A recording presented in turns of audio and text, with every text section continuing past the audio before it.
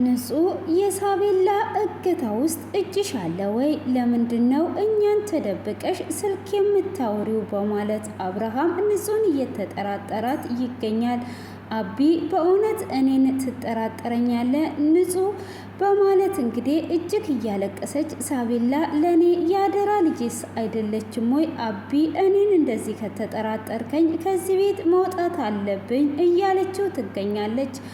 ዲናንም ሐኪም ቤት ለመውሰድ ቶሎ ብሎ ሐኪም ቤት ሊወስዳት ሲል ዲና በፍጹም ሐኪም ቤት አልሄድም እያለች ትገኛለች። ሐኪም ቤት ከሄድኩኝ ነፍሰ ጡር እንዳልሆንኩኝ ይታወቅብኛል፣ እንዴት አደርጋለሁ? በማለት ዶክተር እርብቃ እንድትረዳት እርዳታ እየጠየቀቻት ትገኛለች። ሆኖም እንግዲህ ንጹህ ለማርዳ ሳቤላ ደህና እንደሆነችና እቤት እንዳለች እየነገረቻትና ተስፋ እየሰጠቻት ትገኛለች። ሰላም ፋሚሊዎቼ፣ ሰላማችሁ ብዝት ይበል። በባለፈው ክፍል እንግዲህ ዲና እንደዚህ የምትጠራጠረኝ ከሆነ እራሴን ባጠፋ ይሻላል በማለት ቢላ ይዟ ኩሽና እንደገባች ነበር ክፍሉ የተጠናቀቀው። በል አቢ ሰላም ሁንልኝ አባቴ፣ እኔ ከነ ልጅ እሞትልሃለሁ በማለትም እየነገረችው እያለ እሱም እባክሽ ምንም ነገር አታድርጊ ቢላትም እጇን ቆርጠው ነበረ። እሱም እንደምንም ብሎ በሩን ገፍትሮ ሲገባ እራሷን ስታ ነበር። አቢ ይቅርታ አድርግልኝ፣ በድዬሃለሁ፣ አሳዝኛሃለሁ። አንተ ምንም የበደልከኝ ነገር የለም፣ ከነ ኃጢአቴ መሞት አልፈልግም ብላ ትለዋለች። እሱም እባክሽን አሁን ምንም አታውሪ፣ ትድኛለሽ፣ ምንም አትሆኝም በማለትም ንጹህንና ዶክተር ንጹህ እያለ እጅግ እየተጣራ ነበረ።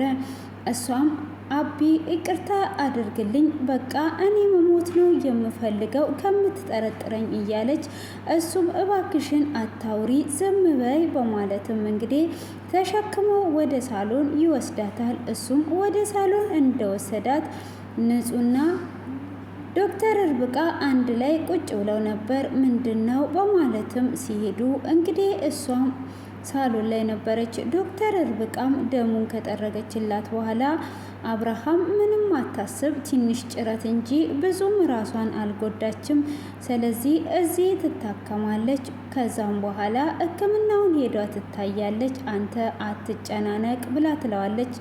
ምንም ራሷ ላይ ጉዳት አላደረሰችም፣ ጭረት ብቻ ነው በማለትም ትነግረዋለች። አብርሃምም እሺ በቃ ዶክተር እርብቃ እንደዛ ከሆነ ልጄን ይዘሽ ወደ ልትሄጂ ነው በማለትም እንግዲህ እያሰበ አይ እንትን በይና ሐኪም ቤት ትሄዳለች ብሎ ይላል። እሷም እንደዛ ሆና እኔ ሐኪም ቤት አልሄድም በማለትም ትላለች። አቢ እኔ ደህና ነኝ፣ አንተ ምንም እንዳትጨናነቅ ብላ ስትለውም እንዴት ነው የማልጨናነቀው? ሐኪም ቤት መሄድ አለብሽ ብሎ ይላታል። ዶክተር እርብቃም ልክ ነህ አብርሃም፣ ለልጁም ሲባል ሄዷ መታየት አለባት፣ ኢንፌክሽንም ሊፈጥርባት ይችላል በማለትም ትናገረዋለች። እሱም እንግዲህ እውነትሽን ነው በማለትም ካላት በኋላ እንግዲህ ዲና ደግሞ የመሄዱ ፍላጎት አልነበራትም። ሆኖም ማርዳ እጅግ እየደጋገመች ስልክ እየደወለችላት ነበር ለንጹህ። ንጹህም ይቅርታ አድርጊልኝ ማርዳ፣ አንስቼ ምንልሻለው ማንሳት የለብኝም በማለትም ስልኩን ሳታነሳላት ወደ ሳሎን ነበር የሄደችው። ሳሎንም እንግዲህ ከሄደች በኋላ ማርዳ እጅግ እየደጋገመች ዛሬ ልጄ ምን ሆናብኝ ነው?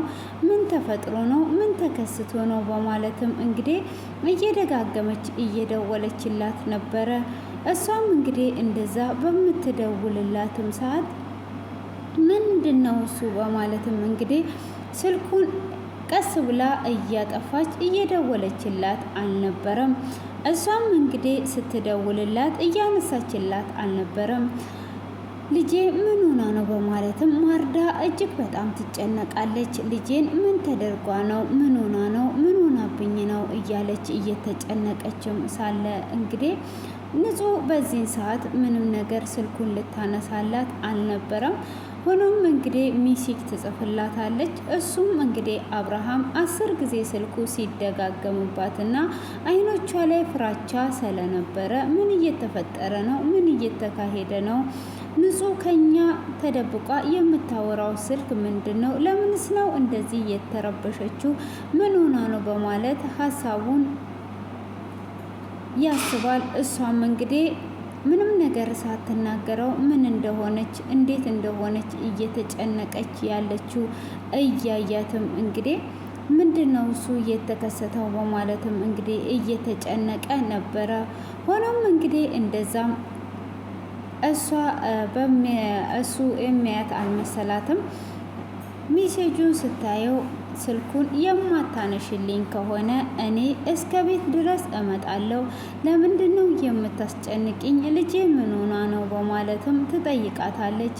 እሷም እንግዲህ እንደዛ በምትጠይቃትም ሰዓት አይ ልጅሽ ምንም አልሆነችም ለማለትም እንግዲህ ታይና ይህንን ስልክ ካላነሳው ወደዚህ ትመጣለች፣ ምን ይሻለኛል? በማለትም እንግዲህ ወደ ታች ትወርድና ልታወራት ትሞክራለች።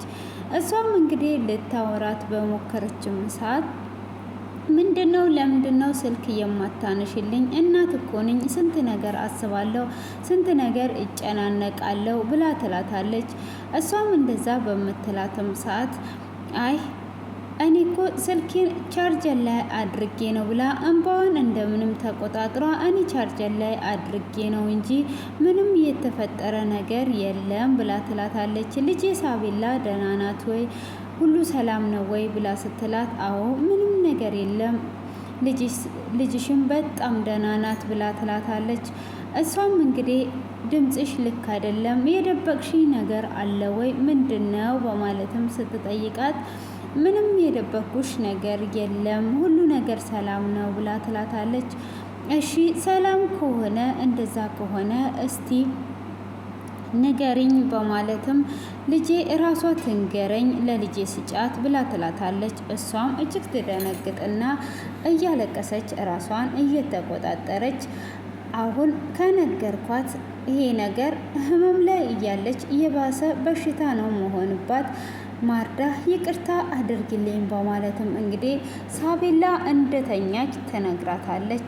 እሷም ከቀሰቀስኳት ህመሟ ይነሳባታል፣ በደንብ ነው እየተኛችው፣ አንቺ ግን ፈቃደኛ ከሆንሽ ልቀሰቅስልሽ እችላለሁ ስትላትም እናት ስለሆነች እንግዲህ እንድትነሳባት ስላልፈለገች አይ በቃ ተይው ስትነሳ ታገናኘኛለሽ ብላ ትላትና እንግዲህ ስልኩን ትዘጋለች። አምንሻለሁ ብላ ነበረ ስልኩን እየዘጋችው።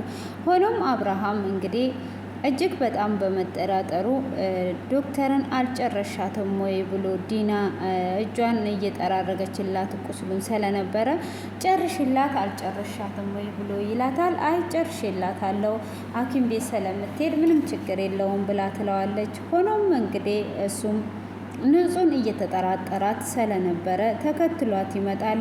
ከፎቅም ወደ ታይሳያት ስልክ እያወራች ነበረ። ሆኖም እንግዲህ እኔ ወደ ኩሽና ወደ ውስጥ ልገባ ነው በቃ ብላ ትላታለች። ስትላትም የጠርኩት ድስት አለ ለዛ በይ መልካም ቀን ብላ ስልኩን እንደዘጋች አብርሃምም እንዴ ምን እያደረግሽ ነው? ለምንድን ነው ከኛ ስልክ ተደብቀሽ የምታወሪው? ያወራሽው ሰው ማን ነው? በማለት ይጠይቃታል። እሱም እንግዲህ በሚጠይቃት ሰዓት ጓደኛዬን ነው ያወራዋት በማለትም ስትመልስለት ጓደኛሽ ማናት? ምንድናት? እኔ የማላቃት ጓደኛ ማናት? ብሎ ሲጠይቃትም እሱም እንግዲህ ጓደኛዬ ናት በማለትም ትመልስለታለች። ጓደኛሽ ማናት? በማለትም እየወጠረ ሲጠይቃትም እንግዲህ ከየትም አምጥታ መናገር ስላልቻለች ዝም ትለዋለች። እኔ ምልሽ ይህ ስልክ ተደጋግሞ በዛ የሳቤላ መታገት ላይ እጅሽ አለበት ወይ? በማለትም ይጠይቃታል። ንጹም እንግዲህ በዚህ ሰዓት እጅግ በጣም ስሜታዊ ትሆንና አብርሃም እንዴት ነው እንደዚህ የምትለኝ? ሳቤላ ማለት እኮ ያደራ ልጄ ናት። እንዴት እንደዚህ ትጠረጥረኛለህ? እንዴትስ እንደዚህ ልትለኝ ትችላለህ? ብላ ትናገረዋለች።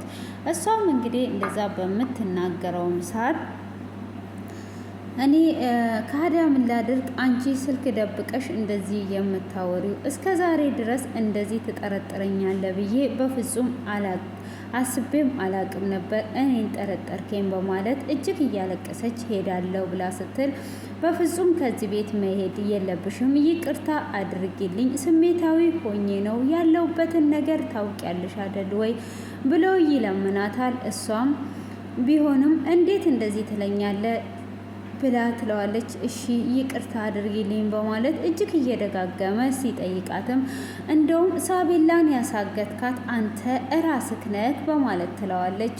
እንዴት ነው ልጄን የማሳግተው? ልጄ እኮ ናት፣ ልጄን እንዴት አሳግታታለሁ? በማለትም ይጠይቃታል። አየክ አሁን አንተን የተሰማ ስሜት ነው የተሰማኝ፣ ለኔስ አደራ ልጄ አይደለችም ወይ? ባዳ ስለሆንኩኝ ነው ወይ እንደዚህ ያልከኝ? በማለትም እጅግ በመናደድ በል አሁን ሄዳለሁ በማለት ስትልም በፍጹም አትሄጂም ብሎ ይላታል። እሷም ሄዳለሁ በማለት ልትሄድ ስትል አንቺ ማለት እኮ ለእኔ ልጄ ነሽ፣ ልጄን ደግሞ አይደለም መናገር መምታትም እችላለሁ፣ ለእኔ የማርዳ አደራ ልጄ ነሽ። ስለዚህ እኔ ሳልፈቅድልሽ አንድ እርምጃ እንኳን እንድትራመጂ አልፈቅድልሽም። እስቲ እኔ ሳልፈቅድ ከዚህ ቤት ውጪ ብሎ ይላታል።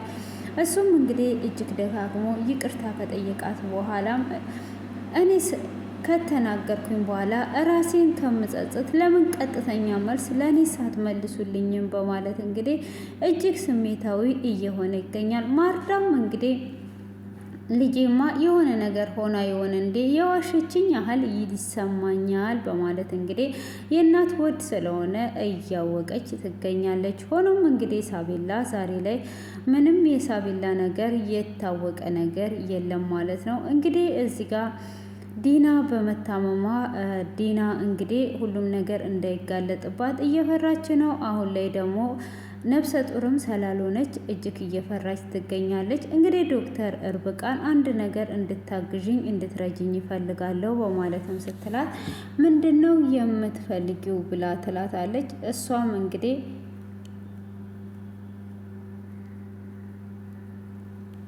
ሐኪም ቤት አብርሃም እንዳይወስደኝ እርጅኝ ብላ ትላታለች። እንዴ አንቺ ሐኪም ቤት ለመሄድ ይናሃል ለምንድን ነው እየፈራሹ?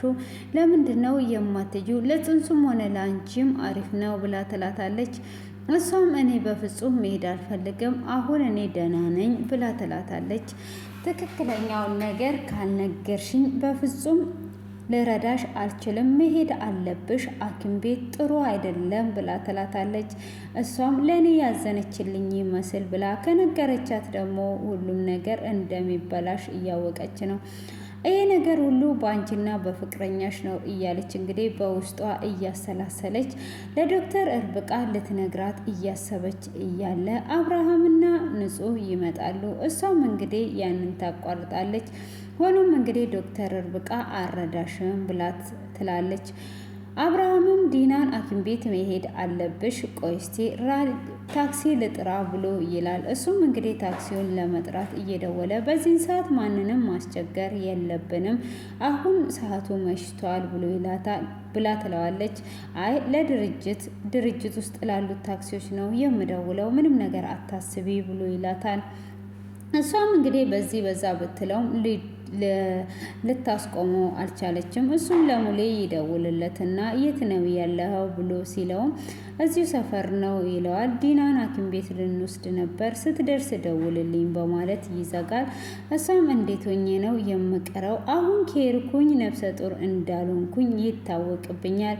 ሲጀመር ይህንን ነገር ሳላደርግ በፊት ማሰብ ነበረብኝ፣ ደደብ ነኝ እንዴ እያለች እንግዲህ እራሷን እየወቀሰች ትገኛለች። እንግዲህ በባለፈው ነፍሰ ጡር ሆና ምርመራ ስታደርግ ባርኮን ክፍያ ከፍሎ ምርመራውን አስቀይሮት ነበረ ነፍሰ ጡር እንደሆነች አድርጎ። በዛ የተነሳ እንግዲህ ነፍሰ ጡር አይደለችም እና አሁን ላይ ከሄደች ደግሞ ነገሮቿ ሁሉ እንደሚጋለጹባት፣ ይሄ ነገር ደግሞ ከተጋለጸባት የሳቤላ እገታ ላይም እጇ እንዳለባት ስለሚታወቅባት ነገሮቿ ሁሉ ስለሚያበቁ እንዴት አድርጌ እቀራለሁ እያለች እንግዲህ አሁንም እያሰበች ትገኛለች ማለት ነው።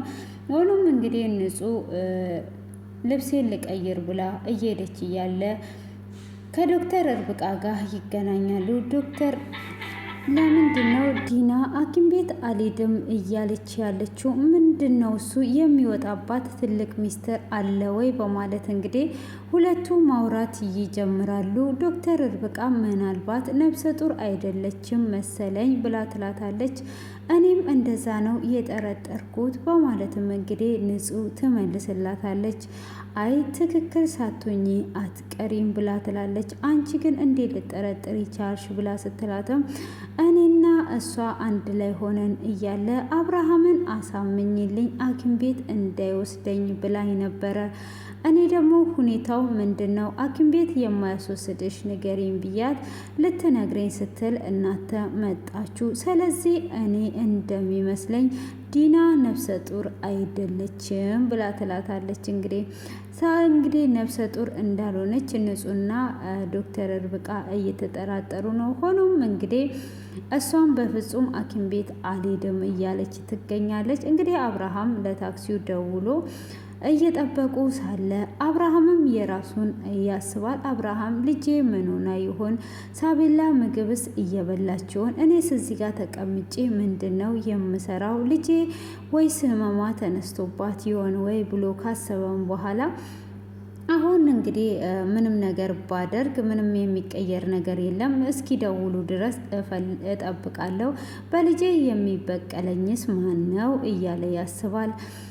እሱም እንግዲህ ስልክ ለመጠበቅ ብቻ አምኖ ዲናን ሐኪም ቤት ለመውሰድ እየጠበቀ ነው። ዲናም እንግዲህ አሁን ደግሞ እኔ ሕክምናው ቦታ ከሄድኩኝ አብርሃም ይሄንን ነገር ነፍሰ ጡር እንዳልሆንኩኝ ካወቀ ነገሮቼ ሁሉ ይበላሻሉ፣ ምን ይሻለኛል? በማለት እንግዲህ እሷም የግሏን እያሰበች ትገኛለች። እንዴት አድርጌ ነው መቅረት የምችለው እያለች ትገኛለች።